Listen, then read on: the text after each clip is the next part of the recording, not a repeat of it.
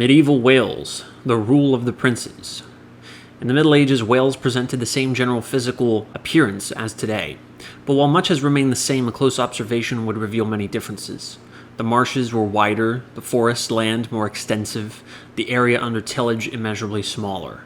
At the mouth of the Clwyd, the great marsh of Rhuddlan blocked the road to Snowdonia. The tidal flat of Traethmar, stretching from Aberglasslyn to the sea, was an effectual barrier between Ardudwy and Eiffinid. A great forest, 15 miles long, crowned the Flintshire upland from Ulo to Prestatyn, while the highlands north of Carmarthen and Llandeilo were thickly mantled with oak and scrub. And with this forest background went the wild life of the forest. Wolves ranged freely through the tangled woodland, a constant danger to man and beast. As late as the time of Gerald of Wales, the beaver was at home on the banks of the Typhy. Eagles and ravens abounded, the wild cat was not unknown, and goats were of course to be found everywhere. Amid these rough surroundings, the Welshman of the Middle Ages lived, if ever man did, dangerously. He was inured to hardship, content with little food, scantily clad, agile in movement, ever on the alert. He was not daunted by the wind and rain which perpetually buffeted him, but reckoned them his best allies against a foreign foe. A certain boldness and confidence of bearing marked him wherever he went. He was unabashed, ready of tongue, and skillful in repartee. Life might be full of perils, but he kept his gaiety and lightness of heart. At the same time, he was deeply religious and held the ordinances of the church in great esteem. The men of the church, its property and lands, were safe from attack, and the many ecclesiastical sanctuaries were islands of peace in a sea of troubles.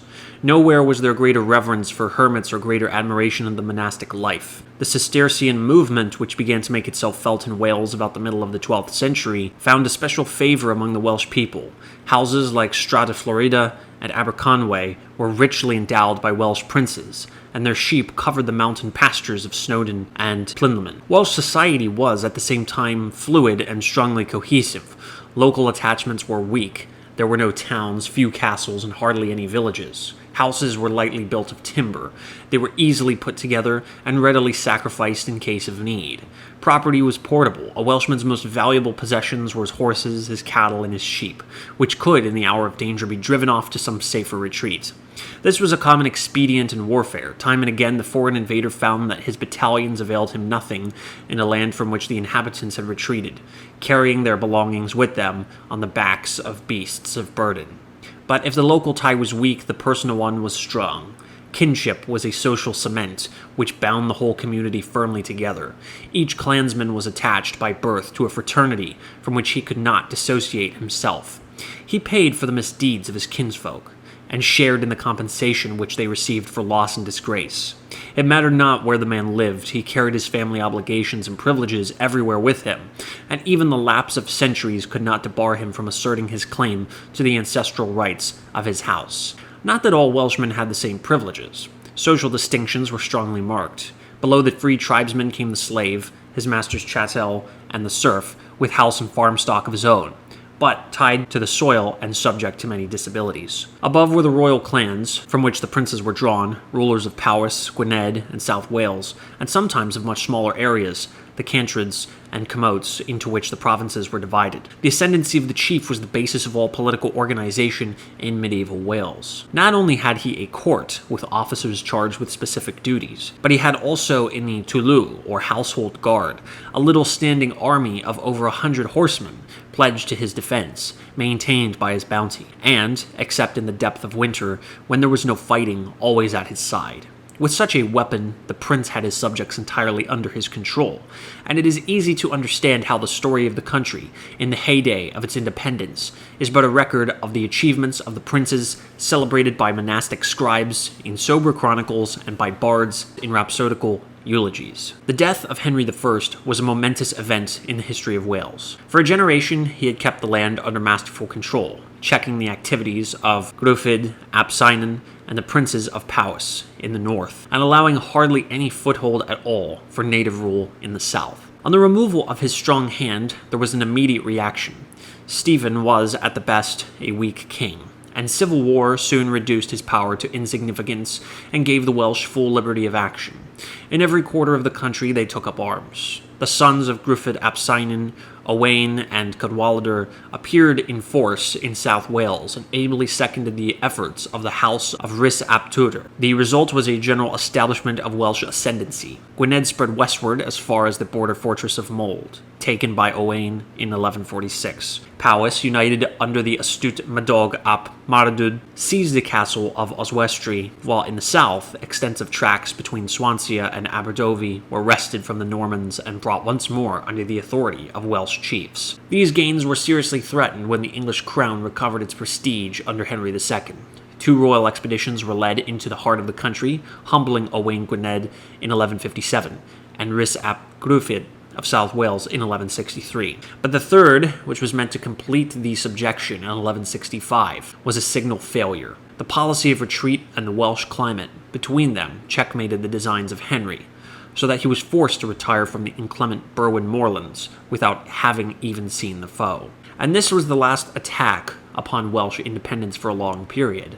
The king found himself involved in the Becket troubles and menaced by a new danger in the baronial conquest of Ireland, with the result that he abandoned the idea of subjugating Wales and adopted instead the policy of an alliance with the Welsh princes.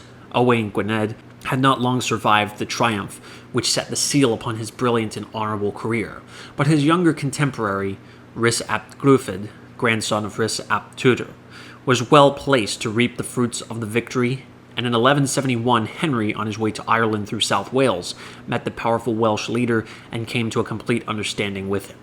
The age of the Lord Rhys is vividly depicted for us in the lively pages of his relative Gerald de Barry, known to his academic associates as Geraldus Cambrensis, or Gerald of Wales. Gerald was the son of one of the Norman settlers in Dyfed, and was born at Menorbier, near Pembroke, about 1145. Having chosen the church as his career, he was sent to the University of Paris, and there distinguished himself as a scholar and man of letters. He came back to Wales bent upon achieving renown, and in virtue of very remarkable qualities, attained, if not great worldly success, at least a secure niche in the Temple of Fame. On the strength of a grandmother's connection with the royal house of South Wales, he posed as a Welshman, and his darling ambition was to become bishop, or as he claimed the title should run, Archbishop of St. David's. Yet he was a bold critic of the Welsh clergy, and in many ways a typical Anglo-Norman cleric. All that can be said on this score is that he understood the Welsh people and had some sympathy with them, so that the crown found him quite useful as an intermediary. In spite of family influence and much journeying to Rome, he was foiled in his scheme for the liberation of the Welsh Church from its subjection to Canterbury. With himself as first primate, the times were not propitious, and he had not the loyal support of his countrymen. But he has won the lasting admiration of posterity by his writings, in which keen observation, unconventional comment, and shrewd judgment are found side by side, with a naive vanity and credulity which form an agreeable foil to the more respectable qualities. Our knowledge of the background, of the history of this period, of the social life of Wales, and of the personal characteristics of prince and people is almost entirely derived from Gerald, and especially from the 2 books, The Itinerary and The Description, which he wrote after his tour through the country in 1188, in the train of Archbishop Baldwin. In later life, Gerald saw a new star rise above the horizon in Llewellyn ab Iorwerth, a grandson of Owain Gwynedd, who was, perhaps, the most powerful prince seen in Wales after the Norman conquest. Under the Lord Rhys, the centre of gravity of Welsh power had been in the south. Llewellyn, a native of the Conway Valley, restored its customary primacy to Gwynedd, and styled himself Prince of Aberfraw and Lord of Snowdon. In his early years, he had a hard struggle. He had to contend with the rivalry of Gwenwyn of Powys, who, departing from the Anglophile policy of his house, sought to play the part of national champion. He had to meet in 1211 a most formidable onslaught from his father-in-law, King John.